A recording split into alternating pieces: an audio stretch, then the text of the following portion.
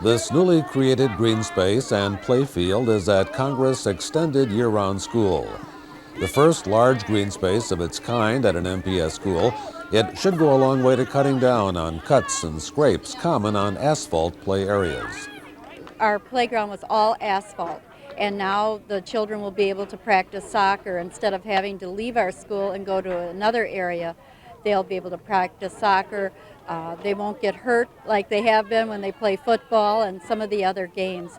And it's just a wonderful place where we'll be able to take our classes and study the environment.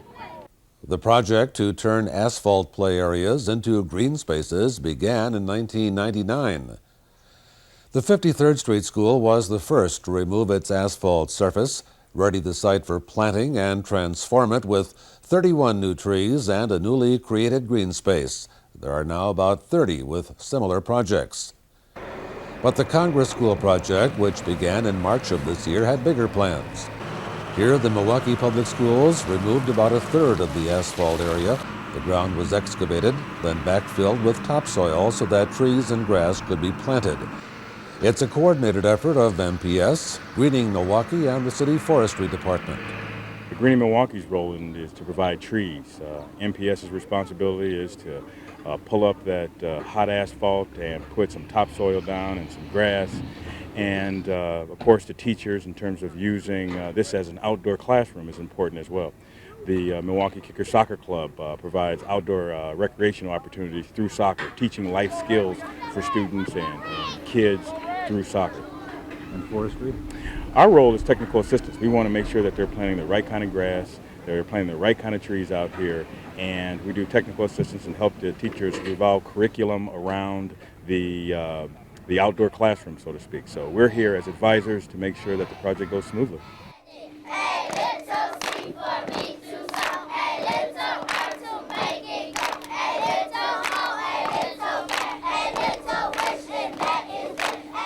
Congress students, faculty, and city officials joined together last month to celebrate the new green space and playfield.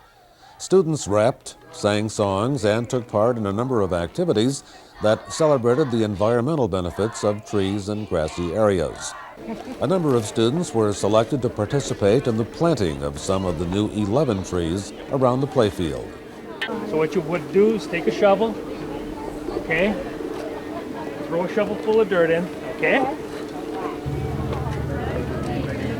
To care for these trees. With the kindness and respect I treat myself. To protect these trees from any harm. Such as litter and vandalism. To take time out and enjoy these trees.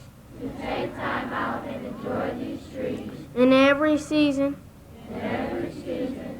To appreciate everything trees do for me.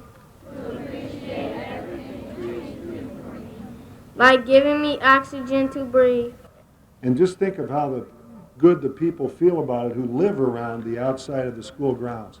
Now they have a park, a beautiful green park. And you have a soccer field and playground to play on.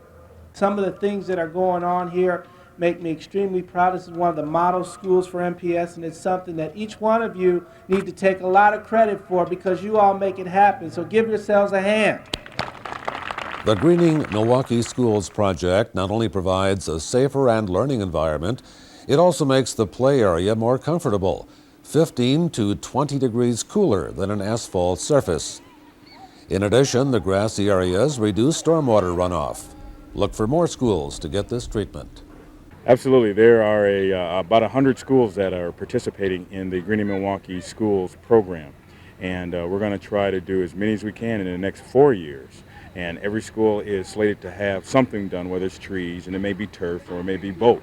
But since the inclusion of the Milwaukee Kickers program, we're thinking that more schools will have soccer fields than not. The Greening Milwaukee Schools project received a National Urban Enrichment Award last year from the National League of Cities. Funding comes from corporations, individual citizens, MPS, and city government. It's another way in which the city and others are working to improve the quality of life and the quality of education for Milwaukee school children. As you've heard the mayor say and say time and time again, it's important for the children in this school, it's important for this community, and certainly important for MPS. And so here's an opportunity for kids to use this space on a year-round basis and keep them out of activities that aren't positive.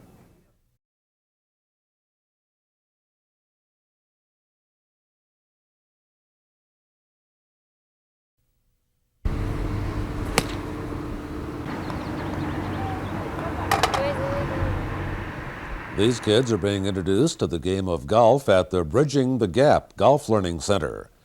Located on a city block at 17th and State, it's one of 5 facilities in the First Tee of Wisconsin chapter, run by the Golf Foundation of Wisconsin. The First Tee is an organization developed 3 years ago. The PGA, the LPGA, the Augusta National, and another organization combined together as their executive board to get kids involved in golf, kids that have never had the opportunity before to get in golf. The Bridging the Gap Center has indoor as well as outdoor teaching capabilities. The clubhouse features a putting green as well as a learning center for teaching life skills, and it's where the instruction begins. Swing your arms, keep your body still. Now it's really fast, huh? Put your eyes over the ball.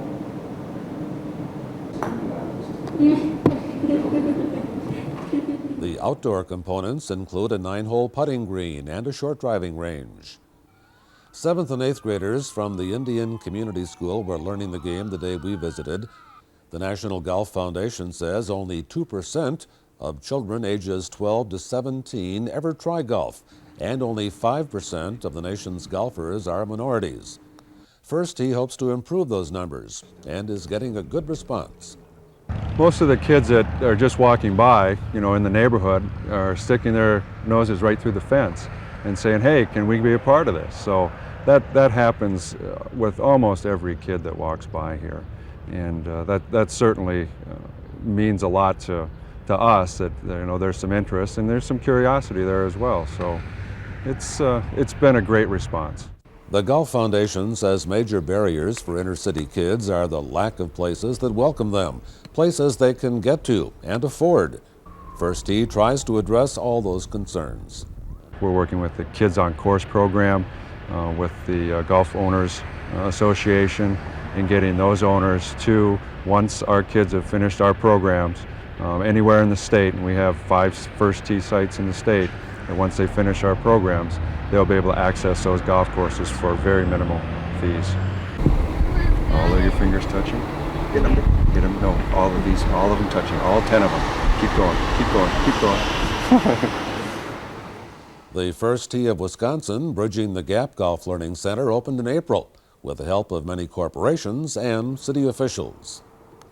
And it has taken off, and certainly the community and city officials have been very instrumental in providing opportunity, and that's basically the basics. That's where it happens. We give them an opportunity, give them something to do, keeps them off the streets, keeps them out of trouble, and provides them another avenue to hopefully take up golf down the road. I like showing off how far I can hit, and I like just hitting it at ranges. Do you think this is something you're going to like to play for the rest of your life? Maybe as a hobby. All right, I want you to close your eyes. So you get over the ball like this, look at the hole, close your eyes, take your swing. So we can learn in our mind how hard we have to hit it, so you can feel it with your hands and not your sight. Every time I went to go play golf, I just drive my friend's dad around in a cart. He'd always let me drive a cart, but I think it's pretty cool. I'm just starting to learn how to putt, and it's pretty fun. There are now 5 First Tees in Wisconsin. Another is at Noyes Park in Milwaukee. The PGA Tour's Greater Milwaukee Open has named the First Tee of Wisconsin as its primary beneficiary. Nationally, the First Tee program hopes to impact the lives of 500,000 kids by 2005. You can get information on the Bridging the Gap Golf Learning Center at 540-3830. This facility hopes to expose 1,500 kids this summer to golf and the basic life skills the instructors try to pass along to them. Certainly the honesty factor, the trust factor, morals, manners, etiquette, all of those things are areas that we want to help have the kids understand. Not just golf, but also in their own life, whether it's school or whether they're out with their friends or wherever they may be. So it's those are the important things, the lifelong skills that we want to provide. If they happen to golf, that's great. That's great for golf. That's great for the industry. It's great for the kids. So I think it's a win-win all the way around.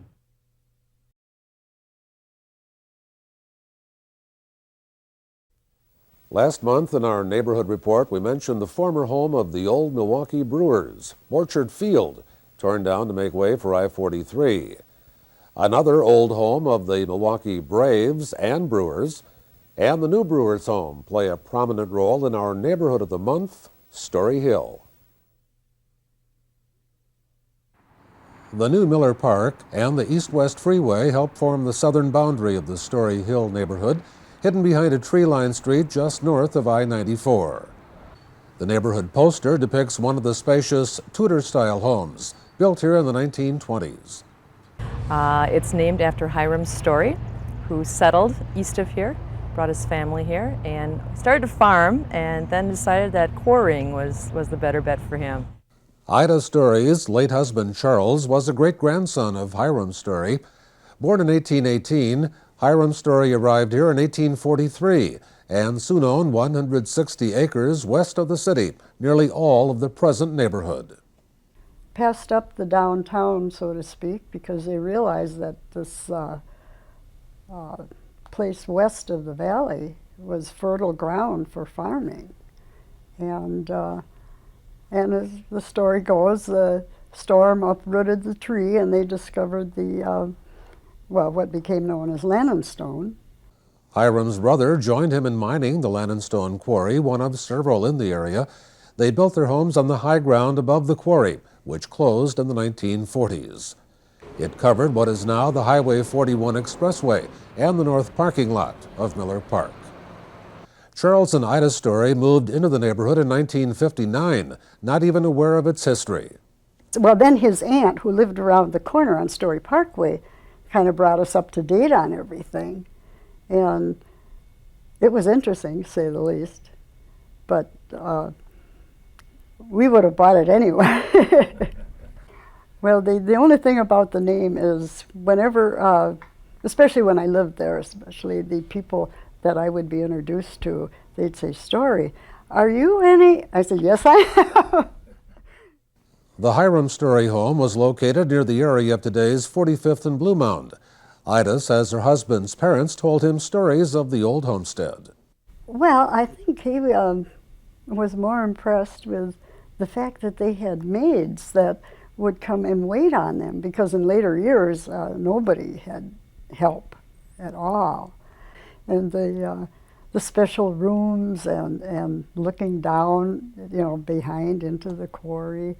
Well, these people were pioneers. And I can't imagine going into an undeveloped place and making something out of it. I mean, they had to have a lot of stamina.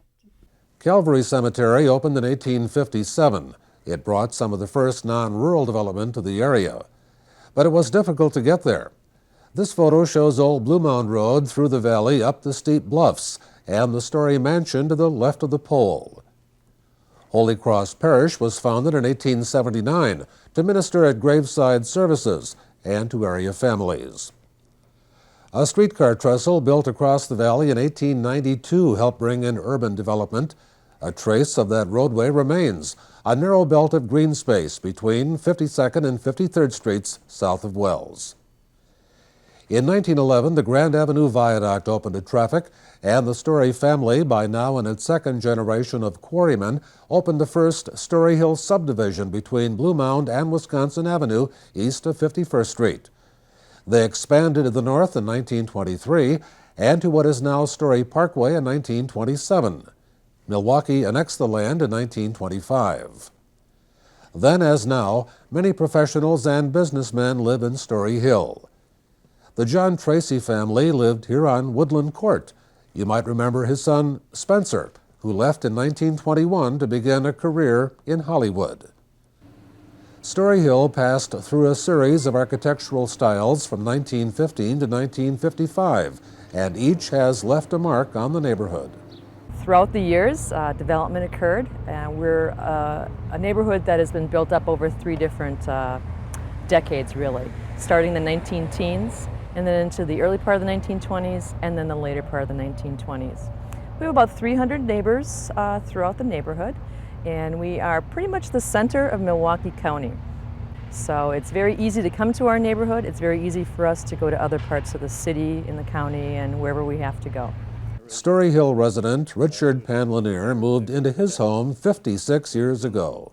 And I don't know whether I paid too much attention to the neighborhood as of that moment, but we were acquainted with the area from visiting friends in the area, and we knew that it was, well, when you're here, you're halfway to wherever you're going. Ann Panlanier moved here in 1962. Shopping, she says, was much easier then. There isn't much now that we can really walk to, as far as services are concerned, the grocery stores and all. We have to plan ahead and get to Century at 68th Street. The vanishing grocery store would be number 1. We had 2 pharmacies. We right around the corner. We had a hardware store. We had a grocery store. It was just wonderful. Blue Mound Road still features a cluster of taverns and restaurants. The businesses here were first built to take advantage of traffic to and from the old soldiers' home. Like County Stadium before it, Miller Park is a dominant landmark in the area.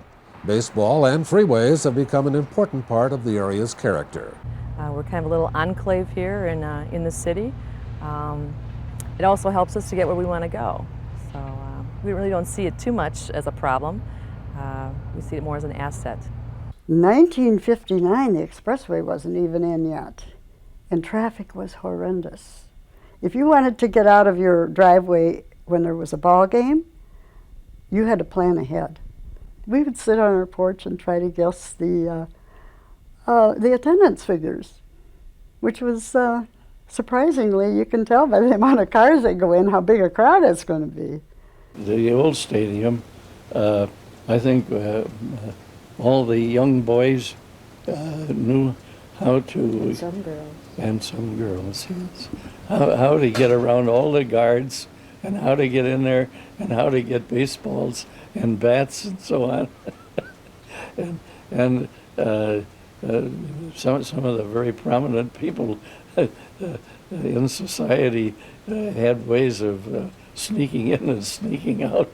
People often ask us about traffic and if it isn't terribly noisy, with the coming and going at the ballpark and all. And it isn't. It's an oasis, right in the center of all this that spins around us, and we're here. Story Hill is nearly encircled by parkland. Bluff Park runs along Story Parkway, a buffer between the homes and freeway. To the north, John Doyne Park, another reclaimed quarry site. It honors the former Story Hill resident who served as our first county executive. On the west, residents have reclaimed parkland along Mitchell Boulevard, once used for overflow stadium parking.